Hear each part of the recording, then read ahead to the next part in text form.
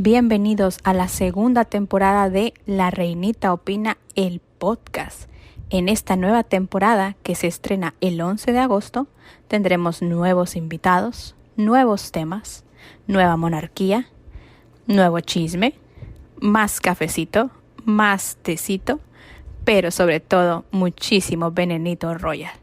Espero mucho que lo disfruten y gracias por estar de nuevo aquí conmigo en La Reinita Opina, el podcast.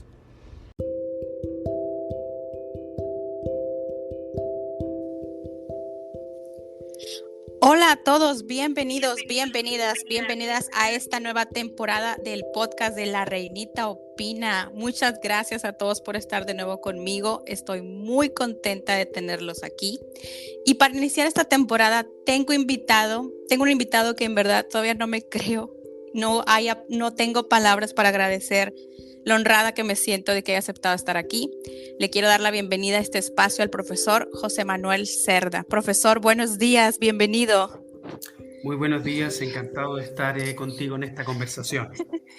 Profesor, quiero decirle que no solo yo, muchas de las cuentas de la realeza le admiramos. Sabemos que nadie tiene el conocimiento que usted tiene. Y de nuevo le agradezco mucho que esté aquí. A todos mis invitados, antes de empezar, siempre les hago la misma pregunta. Yo sé que usted es historiador, pero ¿cómo nace este gusto por la monarquía? A ver, tiene larga data. La verdad es que se remonta a esa época universitaria, donde uno tenía sus primeros aprontes para definir lo que quería hacer en la vida. En el caso mío, como medievalista, yo ingresé a estudiar a la universidad con interés en el siglo XX, no con intereses en el mundo medieval, y fue realmente un par de profesores muy buenos, dos académicos muy buenos que tuve en la universidad que me fueron conduciendo hacia el mundo medieval, sobre todo a través de un curso sobre la Guerra de las Rosas, que dicho sea de paso terminó siendo una de las grandes inspiraciones históricas de Juego de Tronos. Y esto hace mucho tiempo, estamos hablando hace más de 20 años. Y entonces decidí hacer, luego de eso, especializarme en el mundo medieval, estudiar los concilios, las asambleas de Enrique II Plantagenet, y eso en definitiva me llevó al tema de la monarquía, al tema del ejercicio del poder, de cómo se organiza políticamente el mundo medieval, estudiar cómo se distribuye el poder entre los reyes y las reinas, cómo se desarrolla la diplomacia entre los reinos, cómo se configura esa relación entre los reyes y su nobleza, que es una relación a ratos frágil, compleja, que llevó a grandes traumas en esos siglos medievales de Europa. Y eso en definitiva entonces me generó un interés por la monarquía en una época donde se forja todo, se forja el rito de coronación, se forjan los pilares constitutivos de la monarquía, que sigue funcionando hasta el día de hoy, pero que debe sus orígenes, su forja y su nacimiento precisamente a esos siglos medievales. De ahí viene entonces mi interés por, en el fondo, la monarquía y específicamente por la monarquía del Reino Unido. Y de ese es el tema del que vamos a hablar hoy. Vamos a hablar hoy acerca de su libro, Coronación, la monarquía británica en una sola palabra. Quiero decirle que me encantó. Hay muchísimo que me gustaría comentarle acerca del libro, pero creo que lo que más me gustó es que nos da una visión muy alejada de los chismes o los escándalos. Para mí, este libro es más como una guía que todo fanático de la realeza británica tiene que leer. ¿Cómo es que usted decide escribir este libro, profesor? Bueno, hay un muy buen punto ahí que tú haces, yo creo que resume bastante bien el espíritu del libro, que es alejarse un poco de la farándula, como decimos nosotros, ¿no es cierto?, de la fotografía, de los paparazzis, de todo eso. Si tú te fijas un poco, gran parte del interés que hoy el día de hoy genera la monarquía británica circula por esos pasillos, ¿no es cierto?, el pasillo digamos, de los comentarios sin fundamento y todo eso. Y yo quería precisamente hacer lo contrario, es decir, aquí hay una monarquía que tiene fundamento, que tiene raíces, que tiene todo un desarrollo de tradiciones, de ritos, que son tremendamente valiosos y que de alguna manera van quedando sepultados, quedan obviados por todo este interés más de farándula por la monarquía. Entonces era necesario que un historiador, porque no lo podría haber hecho otra persona, digamos, tendría que ser una persona que conociera la historia, que hubiese estudiado la monarquía, que tuviese una comprensión histórica de lo que ha sido la trayectoria de la monarquía, escribiese este libro. Y surge de una manera muy, muy distinta. Nosotros, los académicos que trabajamos en universidades, generalmente, bueno, postulamos y en algunos casos nos adjudicamos proyectos de investigación. Esos proyectos de investigación nos permiten trabajar en archivos, leer y participar en congresos, en fin, realizar todo un intercambio académico que muchas veces decanta en la confección y la escritura de un libro. Pero en este caso, el origen es completamente distinto. No tiene absolutamente nada que ver con el mundo académico propiamente tal. Y ahí está un poco la diferencia y la particularidad de este libro. Esto surge producto de mi relación con la prensa, con los medios de comunicación. Yo me daba cuenta con el paso de los años que había un interés muy concreto, muy contundente en la monarquía británica, un interés que surge inicialmente por lo mediático, por la farándula, por los escándalos, pero que yo me daba cuenta que se podía conducir a un plano un poco más profundo, a un plano que considerara la historia, a un plano que pudiese mirar de frente todos estos ritos y tradiciones y valorarlos por lo que son, no por digamos, la polémica o la controversia que pudiesen generar en el siglo XXI.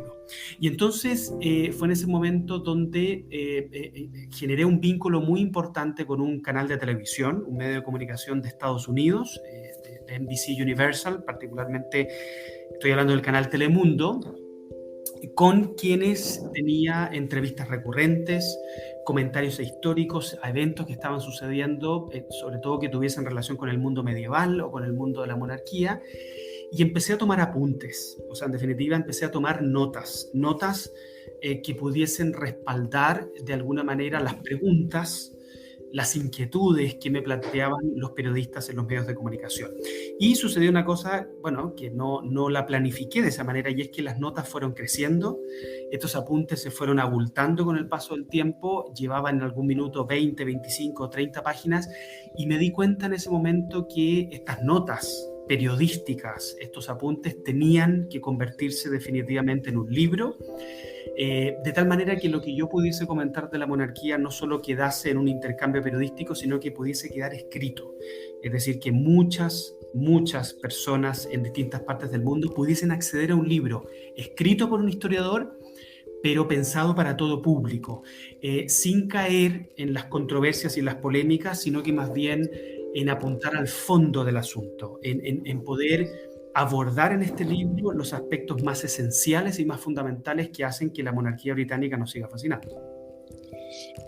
Eso me llamó muchísimo la atención, por decir, usted nos comentaba ahorita que estamos hablando de algo medieval, algo que tiene años, tiene siglos. Yo vi su transmisión el día de la coronación en Telemundo, y hay algo que ahora que leí su libro me llamó muchísimo la atención, el vínculo entre la Iglesia Católica y la Anglicana en esta creación del rito.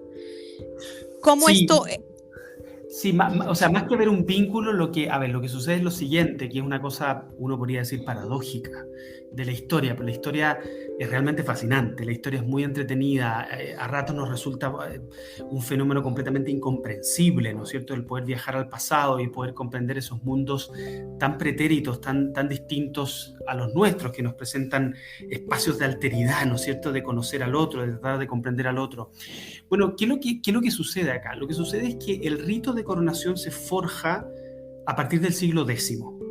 ¿Y qué es lo que sucede? Que en el siglo X en Inglaterra hay un conjunto de reinos anglosajones, particularmente el reino de Wessex, que es el más importante en esa época, que es el principal reino de Inglaterra, y en una Inglaterra que es católica, que es absolutamente católica. Todavía no nace la reforma protestante, no han surgido estos conflictos del siglo XV y XVI que llevan finalmente a la configuración de una iglesia nacional protestante, anglicana, es la iglesia de Inglaterra, en el siglo XVI.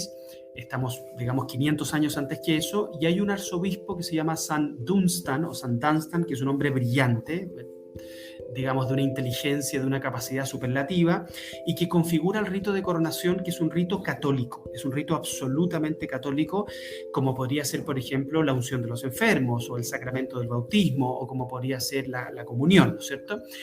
No es un sacramento, hay que decirlo, pero es casi un sacramento, porque es un acto de consagración divina de Dios que delega el poder al monarca y lo consagra para que pueda cumplir correctamente y moralmente sus funciones. Entonces, ¿qué es lo que sucede? Que el rito se empieza a desarrollar y a configurar a partir del siglo X, va a sufrir algunas variantes, algunas modificaciones a lo largo de los siglos, va a mirar, ¿no es cierto?, el rito de coronación de los reyes capetos de Francia, que se practicaba en la Catedral de Reims, va a tomar en cuenta algunas prácticas célticas, ¿no es cierto?, de esos reyes irlandeses, va a tomar en cuenta también algunas prácticas germánicas, va a mezclar todo esto y va a configurar lo que es el rito de coronación que sigue sobreviviendo hasta el día de hoy. Y aquí viene lo más fascinante y lo más paradójico de todo. Y es que a pesar de ser un rito profundamente católico, la liturgia del poder, ¿no es cierto?, la teología del poder que se manifiesta a través del rito, estos signos visibles que nos manifiestan el poder y la autoridad del monarca, y sucede entonces la reforma protestante del siglo XVI. Sin embargo, la reforma va a cambiar muchas cosas en Inglaterra. Y Enrique VIII va a mandar a disolver los monasterios, por ejemplo, ese entramado nutrido de casas monásticas que fueron tan importantes para la religiosidad, la espiritualidad y la cultura, la intelectualidad en el mundo medieval de Inglaterra, fueron completamente disueltos. O sea, un fenómeno que marcó la época medieval, como fue el monasticismo, en Inglaterra se suprimió, por así decirlo, en cosa de una década prácticamente estaban disueltos todos los monasterios de Inglaterra. Pero a pesar de estos cambios y a pesar de que Enrique VIII se erige como la autoridad suprema de la Iglesia católica o la Iglesia anglicana en Inglaterra, el rito de coronación quedó intacto, ¿ya? Es decir, a pesar de ser un rito profundamente católico que vinculaba a Inglaterra con el mundo católico tradicional, sin embargo quedó intacto, es decir, no lo tocaron.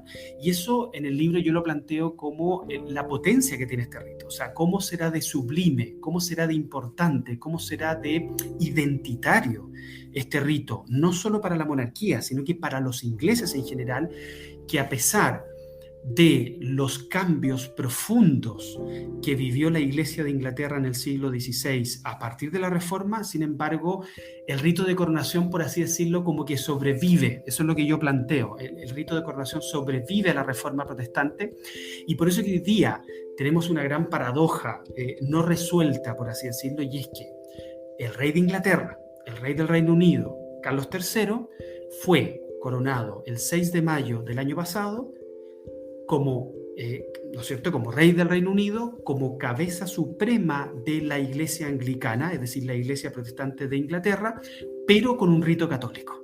Esa es un poco la paradoja, ese es un poco, algunos incluso lo llamarán contradicción o tema no resuelto. Y bueno, eso nos plantea, ¿no es cierto?, que en el siglo XXI probablemente se vayan desarrollando algunas reformas constitucionales que lleven a una cierta separación del Estado y la Iglesia en Inglaterra, y que probablemente decanten en que en algún minuto se realice una ceremonia civil de investidura del monarca y una ceremonia tal vez incluso más privada del punto de vista religioso.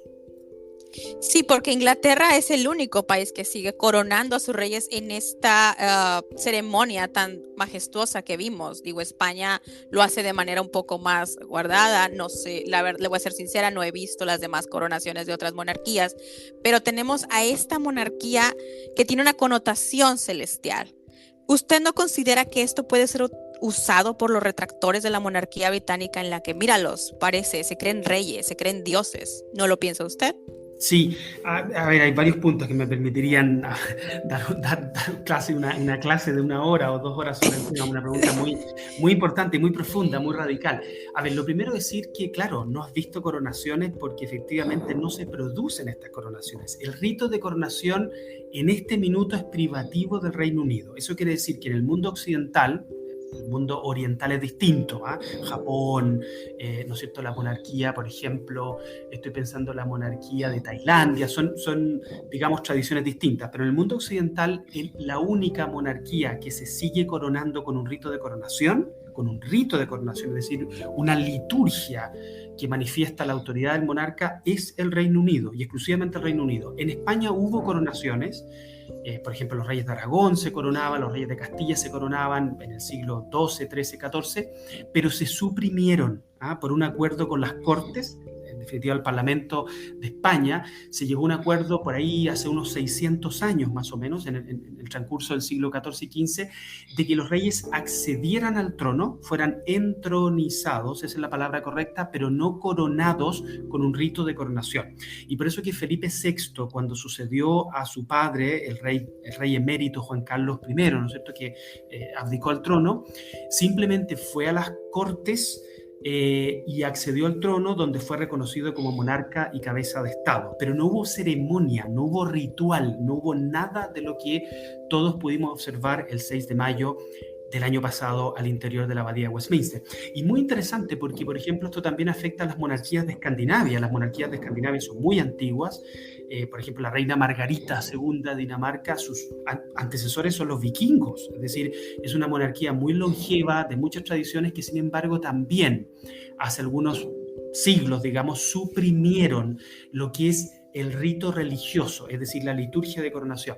Y aquí voy un poco al segundo comentario que tú planteas respecto a los detractores, respecto a la gente que, digamos, que ataca a la monarquía como algo superfluo, como algo circense, ¿no es cierto? O sea, ¿cómo puede ser que en pleno siglo XXI se dé este espectáculo circense, ¿no es cierto?, donde un rey se le pone una corona en la cabeza y es ungido con óleo sagrado, en un país donde ya prácticamente nadie cree en Dios, donde la iglesia anglicana está reducida a la mínima expresión? Esto es un circo, ¿no es cierto? Es un show. Bueno, yo escribí el libro justamente para que se entendiera que esto no es un circo, digamos, que detrás de esto hay una tradición milenaria que tiene mucho sentido y que, independiente de las circunstancias por las que esté pasando el Reino Unido, digamos, afiliación a una iglesia en particular o estado de salud de la iglesia anglicana o del catolicismo mundial o lo que sea, hay un sentido profundamente identitario en lo que está sucediendo. Entonces, aquí hay dos cosas, digamos, que se vienen rápidamente a la cabeza.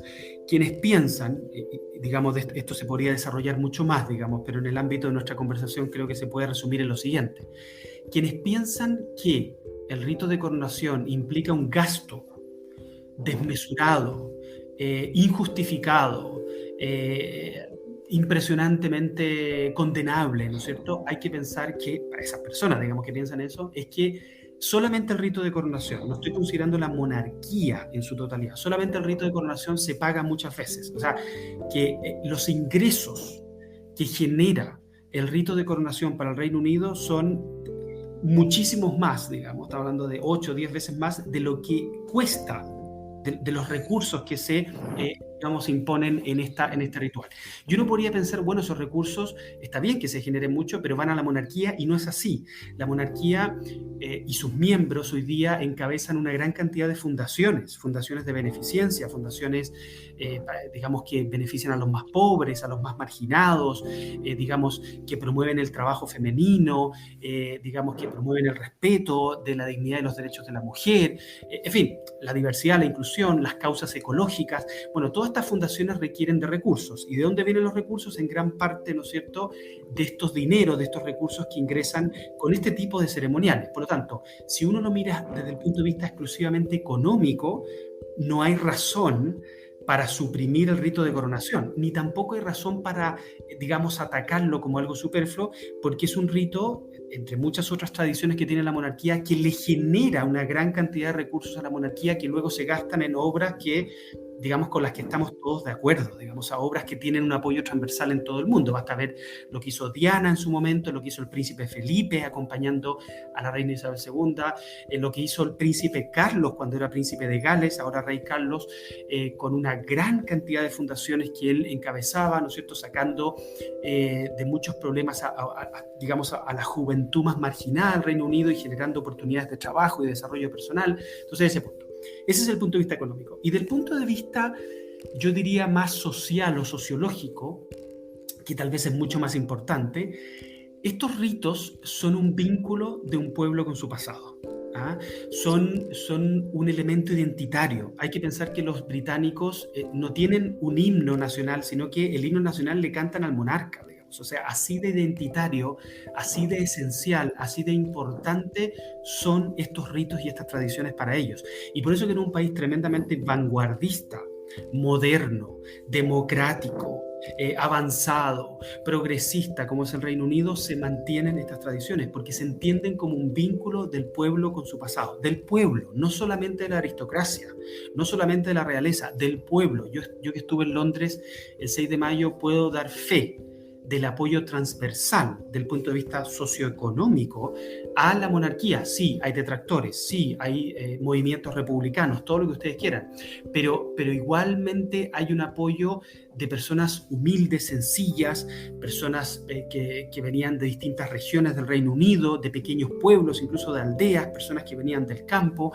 Es decir, hay un apoyo mayoritario y transversal del punto de vista etario también, lo que resulta incomprensible, ¿no es cierto? Que jóvenes hoy día, no es la mayoría de los jóvenes, obviamente, pero una buena parte de los jóvenes siguen apoyando la monarquía y uno lo pudo observar cara a cara en las calles de Londres ese día 6 de mayo del año pasado. Entonces, estos son los dos elementos que yo le comentaría a personas que, digamos, son detractores de la monarquía en el Reino Unido y que, digamos, la atacan por este tipo de cosas. Ahora, esto para cerrar, obviamente que esto no quiere decir que los miembros de la realeza no tengan grandes limitaciones, que no entren en escándalos, obviamente que son seres humanos como todo el mundo, ¿no es cierto? Pero bueno, también hay que entender de que hay países que tienen repúblicas democráticas, ¿no es cierto? Y regímenes presidenciales que funcionan prácticamente como dinastías y que llevan una vida mucho más lujosa que la mayoría de los reyes que en el siglo XX. O sea, cuando uno dice, no, los reyes viven una vida lujosa, bueno, no sé, hay que mirar otras partes del mundo. No voy a mencionar países concretos, digamos, pero que son repúblicas sin reyes y que tienen en su cabeza personas, digamos, estoy pensando en Corea del Norte, por ejemplo, que quizás es el ejemplo más concreto, que se genera prácticamente una sucesión dinástica, donde hay prácticamente una tiranía, donde no hay nada de democracia, donde, digamos, el líder es una persona completamente adorada, o sea, adorada como un dios. Los reyes de Inglaterra se acercan a la gente, abrazan a la gente, se sacan fotos, se sacan selfies, o sea, hoy día tienen cuentas de Twitter, manejadas por otras personas, naturalmente, tienen cuenta de Instagram, o sea, son gente relativamente cercana, sino muy cercana. En cambio, hay líderes, digamos, de otras partes del mundo que tienen una vida mucho más lujosa, que le implican un gasto mucho mayor al Estado y que, ¿no es cierto?, en nombre de la república y la democracia, digamos, blanquean cualquier situación polémica, controversial, y entonces las críticas se dirigen al sistema monárquico simplemente porque no es un sistema, digamos, democrático representativo. Usted lo comentaba y también viene en su libro, que eso me pareció fascinante, es que la monarquía es una institución y no el reflejo de la sociedad. Pero esta sociedad tan diversa británica que tenemos ahora sí influyó en la coronación de Carlos III, porque vimos una coronación completamente distinta a la de 1953. ¿Cree usted que en un momento toda esta diversidad, este nuevo mundo que estamos viviendo, pudiera llegar a cambiar esos ritos medievales? Quizá en la coronación de William viéramos algo totalmente diferente. A ver, muy buena pregunta. Yo creo que hay que responder esa pregunta haciendo una distinción que yo planteo en el libro y que es muy, muy importante para entender prácticamente todo entre lo que es el rito y la ceremonia, ¿ya? El rito de coronación es intocable, o sea, el rito de coronación. Por el rito de coronación se entiende todo ese proceso, todo ese ceremonial que sucede dentro de la abadía de Westminster, que tiene que ver con la consagración del monarca y que tiene las fases las fases sucesivas de reconocimiento del monarca, digamos, el pueblo tiene que reconocer a su monarca, el juramento que hace el monarca, digamos, de prometer ser fiel a su pueblo, de procurar el bien común, todo eso. En tercer lugar, la unción, que es la parte más sagrada del ritual. La coronación, bueno, la unción, digamos, el arzobispo de Canterbury de manera privada consagra con el óleo crismal al monarca. La coronación, que es, ¿no es cierto?, la investidura y coronación, donde se entregan los objetos que representan su poder y se posa la corona sobre su cabeza, en el momento, en el clímax, ¿no es cierto?, de la ceremonia. Y finalmente, todo lo que es el homenaje, ¿no es cierto? El homenaje que tiene que ver con ese proceso por el cual, digamos, los nobles de Inglaterra, la nobleza de Inglaterra le prestan fidelidad y homenaje al monarca. Con eso se cierra el rito. Ese rito es bastante intocable. ¿Por qué es intocable? Porque se empezó a forjar desde el siglo X, porque es milenario, porque es identitario, porque está en el corazón del pueblo británico, porque es un rito religioso, sublime, que de alguna manera plasma en una ceremonia todo el sentido más profundo de la monarquía, y por lo tanto es intocable en el sentido de que si tú lo tocas ya la monarquía pierde su esencia, pierde su fundamento. Y ese rito yo tiendo a pensar, obviamente no tengo una bola de cristal, los historiadores trabajamos con el pasado, no con el futuro, pero tiendo a pensar que no lo va a tocar William, ¿ya? O sea, ni tampoco sus sucesores. O sea, ellos entienden que ese rito de coronación es identitario de la monarquía y que les puede pasar lo mismo que le ha pasado a las otras monarquías que han suprimido el rito, y al suprimirlo han perdido identidad, han perdido una presencia, han perdido protagonismo y han perdido interés. O sea, hoy día a nadie le interesa, o muy poca gente le interesa lo que hace la monarquía de España. Hay muy poca gente que le interesa lo que hace la monarquía de Suecia.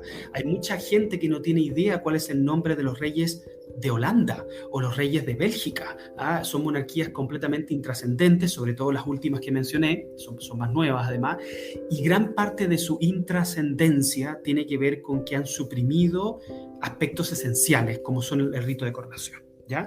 Pero otra cosa es la ceremonia. ¿Qué quiere decir la ceremonia? La ceremonia tiene que ver, por ejemplo, con el canto, con las canciones que se eligen, con la duración de la ceremonia, con los asistentes, con los carruajes que se utilizan, con las personas que están presentes, con quienes ayudan al monarca. En fin, son todo ese conjunto de procesos que se dan desde que el monarca sale del palacio de Buckingham para ser coronado en la abadía de Westminster y regresa al palacio de Buckingham para saludar al pueblo, ¿no es cierto? Saludar a la gente que está ahí congregada. Eso es lo que se conoce como la ceremonia.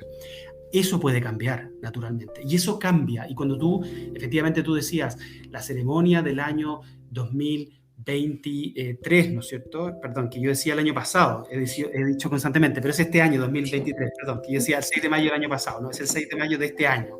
Lo que pasa es que se me hace que ha pasado mucho tiempo, pero fue hace pocos meses, me corrijo. La ceremonia del 6 de mayo de este año 2023, 50 años, o sea, 70 años después de la ceremonia del año 53, tú dices completamente distinta. Sí y no, porque es completamente distinta en su ceremonia, que es lo que acabo de explicar, pero no en el rito. Si tú observas el rito de coronación, que está... Los videos están completos de la ceremonia completa del rito de coronación de 1953, te vas a dar cuenta que el rito de coronación, como lo expliqué al principio, se traslada de manera prácticamente intacta al año 2023, a este año, cuando el 6 de mayo fue coronado Carlos III. Lo que cambia, por ejemplo, esa escena que vimos, ¿no es cierto?, de esa gente cantando música gospel, son aspectos que no son propios del rito propiamente tal, forjado desde el siglo X, sino que son aspectos de la ceremonia, que se van mezclando con el rito y que efectivamente pueden cambiar, deben cambiar y van a seguir cambiando. Que incluso lo vimos en The Crown, vimos la recreación de este rito milenario, incluso en The Crown y en uno de sus congresos que usted hizo online, que yo tuve el honor de participar antes de la coronación.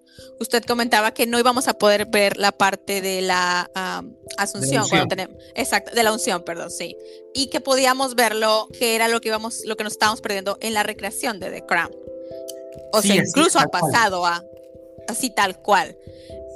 Sí, la verdad es que sí. A ver, yo la ventaja que tengo es que como soy medievalista y vengo estudiando este tema hace tiempo, cuento con una gran cantidad de imágenes de la unción, cuento con una gran cantidad de referencias cronísticas a la unción. Entonces, claro, no me cuesta imaginarme cómo es, y uno como historiador puede en su mente configurar cómo es digamos, el rito de la unción propiamente tal, que es un rito, yo creo que vale la pena aquí explicarlo un poco de manera gráfica, sobre todo para quienes no han visto The Crown y que por lo tanto les costará un poquito más imaginárselo. Es un rito absolutamente privado, es un rito sublime, es la parte más sagrada del rito de coronación, que implica en el fondo que el arzobispo de Canterbury se acerque, que es la autoridad eclesiástica máxima en Inglaterra, se acerca al monarca que ha sido despojado de sus ropajes, de sus atuendos más vistosos, por así decirlo, queda con una túnica muy, muy sencilla. Aquí hay un simbolismo precioso, y es que, digamos, el monarca ante Dios es un ser humano más, ¿ah? Y por lo tanto se despoja de todas sus joyas, de todos sus brazaletes, de todos sus aros, coronas, cualquier cosa que lleve puesto que simboliza su poder y su autoridad frente a los seres humanos. Es despojado, ¿no es cierto?, el monarca, porque ante Dios no es más que ninguno de nosotros, ¿no es cierto?, los que estamos conversando en este podcast y quienes escuchan este podcast. Somos ante Dios iguales que el rey, digamos, o que la reina, digamos, no hay ninguna diferencia. Y por lo tanto, hay un simbolismo ahí de despojarse de la ropa, quedan con una túnica muy sencilla, y entonces en la cabeza, en la frente, en el pecho y en los brazos se le hace el signo de la cruz con el óleo crismal. De ahí es importante un poco el óleo crismal. La palabra Cristo significa justamente en griego el ungido, el que ha sido ungido. ¿Ungido con qué? Con el óleo, ¿no es cierto?, que se utiliza como elemento porque permanece más en el tiempo que el agua, por lo tanto es un material más noble para coronar al monarca, y que es un óleo que ha sido preparado con especies, con aromas, digamos con una receta especial, y por lo tanto es un aceite muy aromático y que se utiliza entonces para ungir con el signo de la cruz en la frente, en el pecho y en los brazos al monarca, y de esta manera consagrarlo ante Dios, donde se le delega el poder. Por eso que, digamos, es la parte más sagrada de la ceremonia, pero también en ese momento el monarca asume todas las responsabilidades del cargo. Porque uno dice, bueno, los reyes tienen muchos poderes, ¿no es cierto?, tienen muchas prerrogativas, tienen muchas... Bueno, sí, pero tienen grandes responsabilidades ante Dios. Y entonces, en la coronación del año 1953, se ubicó un toldo, un canopy, sostenido por 4 personas sobre la reina Isabel II. Esa parte no fue televisada, es decir, digamos, la televisión lo que grabó fue el altar de la abadía de Westminster, escucha la música, digamos, pero no pudo ser televisada porque en el fondo la monarquía, la realeza, accedió a que entraran las cámaras a la abadía de Westminster, pero que no grabaran, que no transmitieran al público, digamos, esa parte de la coronación. Y lo que vimos ahora, un cambio muy bonito, que vimos una especie de biombo, ¿no es cierto? Sí. Digamos, una cosa más moderna, pero muy bonita, muy, muy bien hecha, donde hay unos oficiales que se acercan al monarca y le instalan, ¿no es cierto?, estos paneles para que, en definitiva, las cámaras pudiesen grabar el momento, pero no grabar al monarca siendo ungido. Es la parte que, a mi juicio, es la parte más sublime, la parte más espectacular digamos, del rito, y que si alguna persona quisiera poder verlo, hay, como tú bien dices, una escena en uno de los capítulos de la serie The Crown que muestran efectivamente cómo habría sido ungida Isabel II, digamos, en junio del año 1953. Y llegamos a Isabel II. Usted toca un capítulo acerca de la querida reina Isabel II en su libro. ¿Usted considera que algún día pudiéramos tener un reinado de otros 70 años como los que tuvimos con Isabel? Sí, por cierto. A ver, ¿por qué lo digo? Porque, como tú sabes, es un hecho que es biológico. Las expectativas de vida de las personas están aumentando. O sea, es un hecho de la causa, no lo digo yo como historiador, lo dice la biología. La gente hoy día vive más. Hay países que lamentablemente no, porque están en el subdesarrollo. Hay gente que, digamos, poblaciones que desde jóvenes tienen malnutrición. Pero generalmente en los países desarrollados, y esperamos que todos los países caminen, ¿no es cierto?, hacia el desarrollo lo más pronto posible, digamos, las expectativas de vida, sobre todo de las mujeres, han aumentado de manera sustantiva. Los hombres también, digamos, pero hay ahí una proporcionalidad. Entonces, claro, cuando el promedio de edad, digamos, hace 200 o 300 años eran, no sé, 50, 60 años, hoy día se ha elevado por los 70 años, no sé en realidad cuánto es, pero entonces ese es un factor. Y el segundo factor es que, bueno, pueden darse perfectamente bien en la historia, digamos, tragedias, accidentes o cualquier tipo de problema que genere que llegue al trono un joven o una joven que puede tener 12, 13, 14 años. Recordemos que la reina Isabel, cuando llega, tiene poco más de 20 años. Llega porque muere su padre, que es muy joven. Su padre muere pasado los 50 años, ¿no es cierto? Jorge VI tenía un enfisema pulmonar muy avanzado, digamos, no lo pudieron salvar. Y claro, para un monarca digamos, pensando en la reina Victoria, pensando en lo que había sido Eduardo VII, ¿no es cierto?, el mismo Jorge V. Bueno, Jorge VI muere muy joven, o sea, morir a los 54 años, creo que murió, es un monarca joven, digamos, joven pensando en el siglo XX. Claro, la reina llega a esa longevidad realmente impresionante de los 70 años, cumple con los distintos jubileos, ¿no es cierto?, y celebraciones jubilares, y es muy difícil que digamos, en el corto plazo tengamos un reinado tan largo, pero claro, tú me preguntas, ¿habrá otro? Sí, yo creo que probablemente habrá otro. Y lo otro es decir lo siguiente, que es muy interesante, yo lamento mucho, quizás tú también, de que la reina Isabel II no haya podido superar al rey Luis XIV, ¿no es cierto?, que es el que más tiempo, son 72 años que trono. Él llegó muy, muy jovencito al trono, bastante más joven que la reina Isabel II, y pudo reinar como rey de Francia durante 72 años, siendo, digamos, el rey que más tiempo estuvo en un trono en toda la historia monárquica de Europa. Pero claro, como tú bien sabes, a los reyes de Francia le cortaron la cabeza, se acabó la monarquía entre fines del siglo XVIII y comienzo del XIX, y por eso que ya, digamos, es un capítulo menos conocido. Hablando de reyes jóvenes, en mi opinión, y si estoy equivocada, profesor, por favor, corríjame. Para mí, la monarquía de este reinado de Carlos III es más como un reinado de transición a lo que vendría siendo una monarquía más moderna. Incluso usted toca un capítulo acerca de los príncipes de Gales en su libro también. ¿Cree usted que este carisma que presenta Guillermo, este carisma que presenta Catalina Middleton, pueda ser el parteaguas de una nueva era para la monarquía británica? A lo mejor no un reinado de 70 años, ni tampoco un reinado tan feminista y cambiante como el que fue el de Isabel II, pero sí un reinado completamente diferente a este de Carlos III. Sí, a ver, hay varias cosas que se me vienen a la cabeza con tu pregunta. A ver, voy a partir de manera desordenada, pero ojalá que al final de la respuesta se entienda. A ver, primero yo creo que el reinado de Carlos III va a ser un buen reinado. Lo digo porque obviamente se le compara con Isabel II y no hay comparación. O sea, ¿cómo se va a comparar a un príncipe de Gales que ha estado en la sombra, que estuvo involucrado, digamos, en una polémica tan grande como fue, digamos, haber sido infiel con Lady Di, que era tan querida, ¿no es cierto? Entonces, yo creo que uno tiene que partir en el fondo no comparando, porque si lo comparamos con Isabel II, digamos, evidentemente vamos a partir mal. Isabel II es Isabel la Grande, digamos. O sea, yo creo que después de Alfredo el Grande, que es el único rey que lleva ese apelativo, probablemente lo empieza a llevar con toda justicia, por cierto, Isabel II. Así que no hay que compararlo. Pero va a ser un buen reinado, ¿por qué? Uno, bueno, es el primer monarca en toda la historia monárquica que va a la universidad.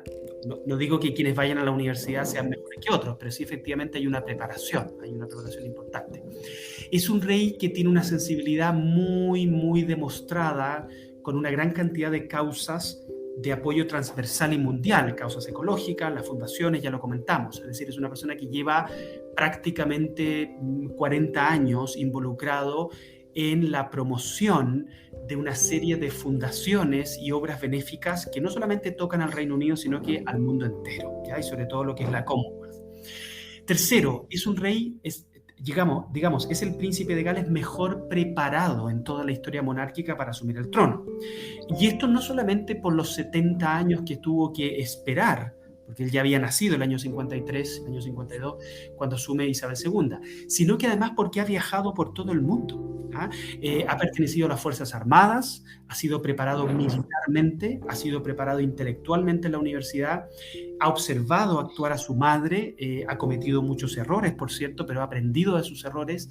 Y es muy interesante ver que él es un rey que va a querer marcar una impronta, ¿ya? Por lo tanto, cuando tú señalas, va a ser un reinado de transición, sí, en el sentido de que va a ser un reinado breve, pero no en el sentido de que Carlos III no va a querer ser recordado simplemente como el hijo de Isabel II o como el padre de William. Yo creo que hay un punto súper importante. Yo creo que él va a querer marcar una impronta en su reinado, ¿ya? Por lo tanto, yo creo que no sería de su beneplácito hablar de su reinado como un reinado de transición, porque obviamente, aunque lo sea, el reinado de transición implica que él es simplemente un puente, ¿no es cierto? Que tú bien lo dices y lo captas muy bien y estoy de acuerdo contigo, un puente que prepara, digamos, a una nueva monarquía, a una nueva forma de reinar que se va a ver mucho mejor plasmada con Guillermo y con Kate, ¿no es cierto? Que obviamente son mucho más jóvenes, que son prácticamente millennials, que digamos que tienen sus redes sociales, que han nacido en un mundo completamente digital y tecnológico, que tienen un vínculo con la juventud que es distinto, que tienen un vínculo con los medios de comunicación que es distinto al que tuvo su abuela, claramente, y que van a plasmar, digamos, en su reinado, que digamos, no le deseamos mal al rey Carlos, pero esperemos que no tengan que esperar tanto, ¿no es cierto?, para eso.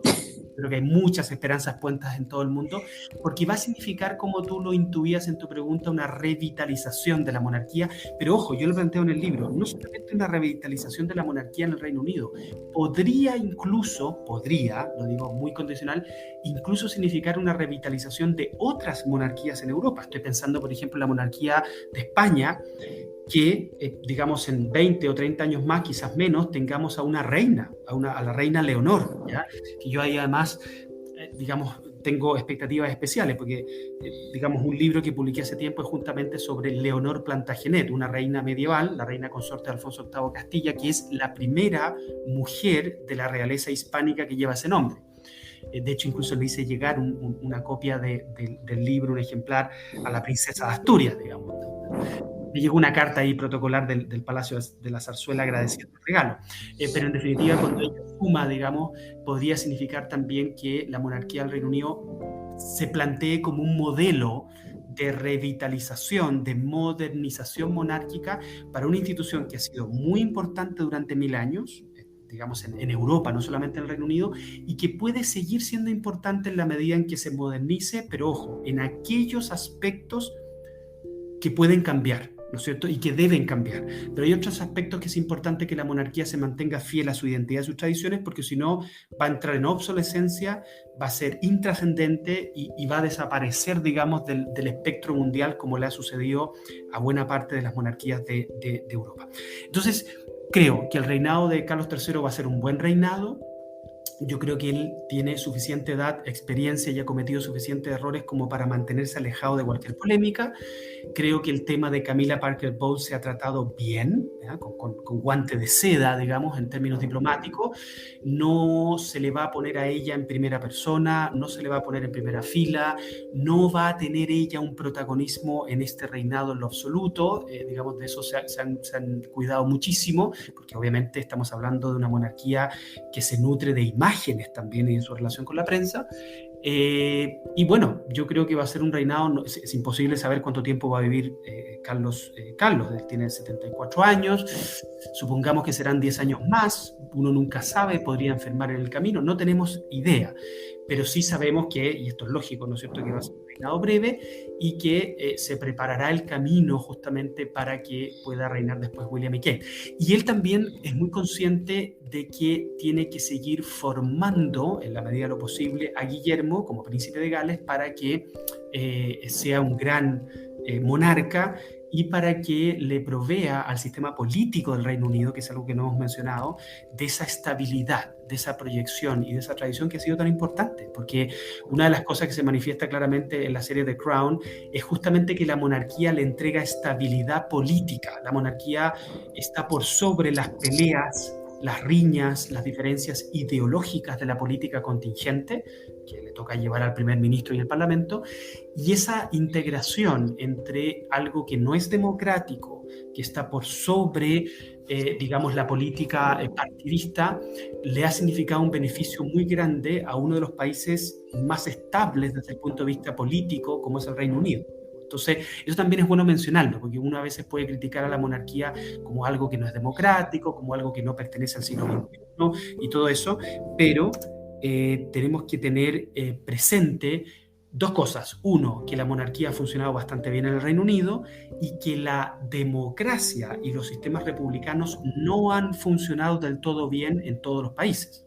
Hay países, digamos, yo lo mencionaba otra vez respecto, ¿no es cierto?, Estados Unidos. ¿Cuántas mujeres presidentes ha tenido Estados Unidos? No han tenido ninguno, ¿no es cierto? En cambio, Inglaterra ha tenido varias reinas y reinas de talla mundial, como la reina Victoria, como Isabel I, como Isabel II, digamos. Entonces, claro, uno puede condenar a la monarquía por no ser vanguardista, por no ser moderna, y sin embargo nos ha presentado modelos de liderazgo femenino que no hemos visto en países democráticos y republicanos como Estados Unidos, que es, obviamente se ha mostrado en el mundo como el paladín de la democracia, de la libertad, ¿no es cierto?, de la autonomía, de la defensa de los derechos de la mujer, pero sin embargo ha tenido solamente presidentes hombres en toda su historia.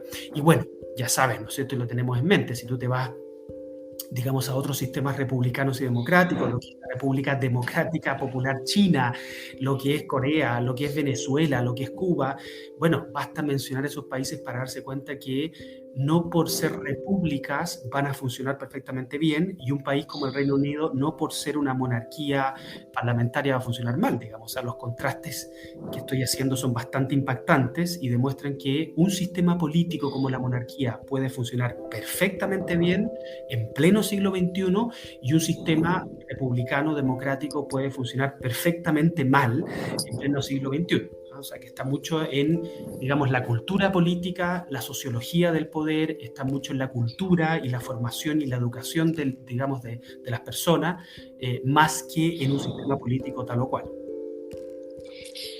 Profesor, de nuevo quiero agradecerle muchísimo el que haya estado aquí con nosotros. Ha sido una charla increíble. A mí me encantaría tenerlo muchísimas más horas. Yo sé que usted tiene más compromisos. Le agradezco muchísimo el tiempo que se dio de estar en este espacio. Antes de despedirnos, quiero decirles a todos los que nos van a escuchar que en verdad compren el libro. Es increíblemente interesante, está hermosamente escrito. Te lo llevan hasta tu casa, es fácil conseguirlo online. Y quisiera que nos dijera cuáles son sus siguientes proyectos y que también nos diga sus redes sociales, pues, para seguirlo. Muchas gracias. Bueno, primero quería agradecerte a ti por entregarme este espacio. En el mes de abril y mayo tuve una gran cantidad de entrevistas. Fue realmente muy estresante.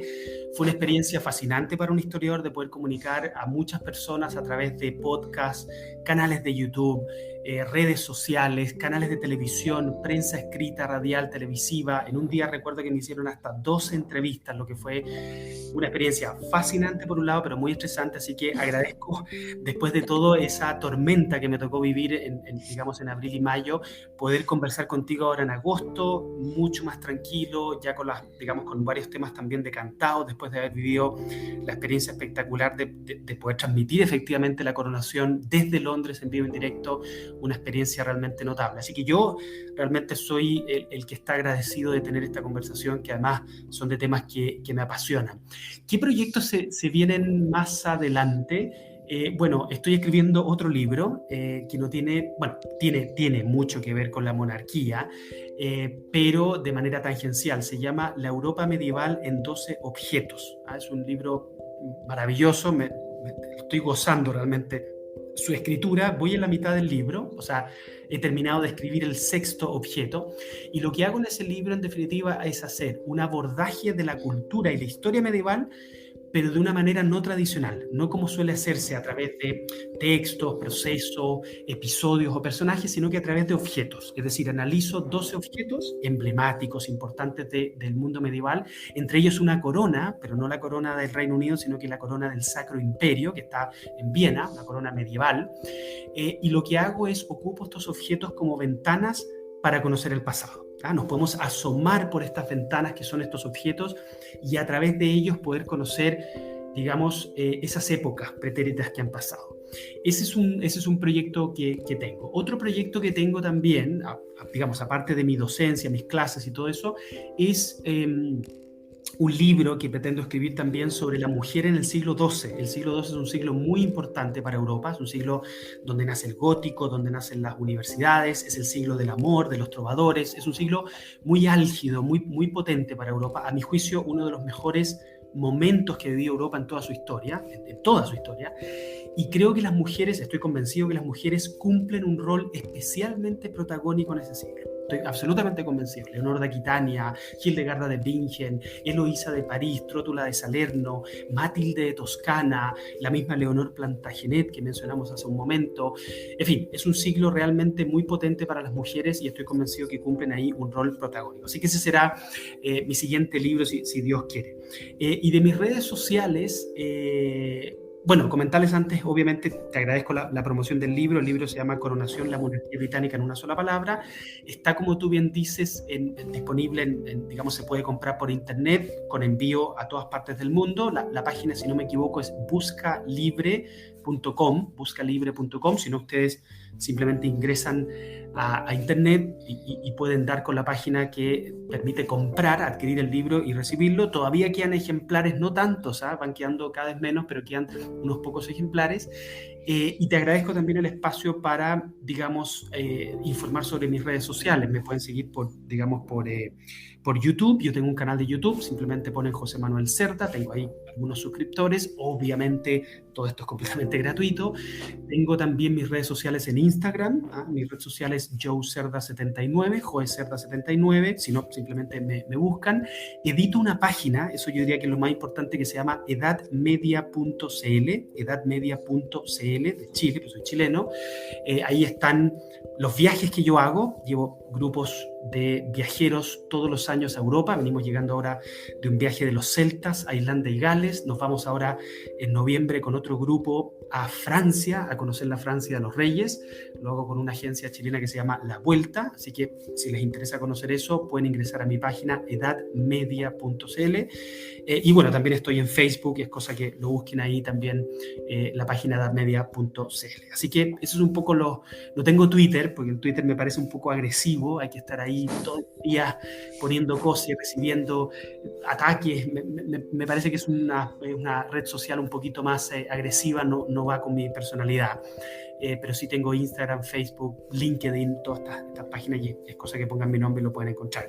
Todo esto no lo hago con un objetivo en lo absoluto narcisista ni nada por el estilo, sino que, como tú bien sabes, lo hago para transmitir la historia, para hablar de la monarquía, para hablar de la época medieval, de Juego de Tronos, de las distintas películas que van saliendo y que tienen una temática medieval. Mi pasión es transmitir, es comunicar la época medieval, pasar yo completamente a un segundo plano. El autor aquí no importa, quien comunica no importa, sino que el contenido me parece que es un contenido transformador, me parece que es un contenido que le puede cambiar la vida a las personas, porque la cultura nos cambia la vida, nos hace libre, la educación, la lectura, los viajes nos hacen libre, y mi misión un poco es comunicar todo esto a la mayor cantidad y variedad de gente posible. Por eso cuento con estas redes sociales, y generalmente no publico cosas personales, justamente porque lo que importa no soy yo, digamos, sino que el contenido que estoy transmitiendo. Así que, bueno, muchas gracias por la invitación a participar en este podcast, y muchas gracias a quienes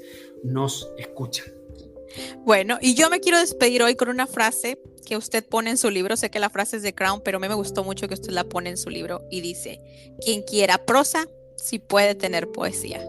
Los veo aquí la próxima semana. Por lo pronto les dejo un besito. Adiós. Hasta luego.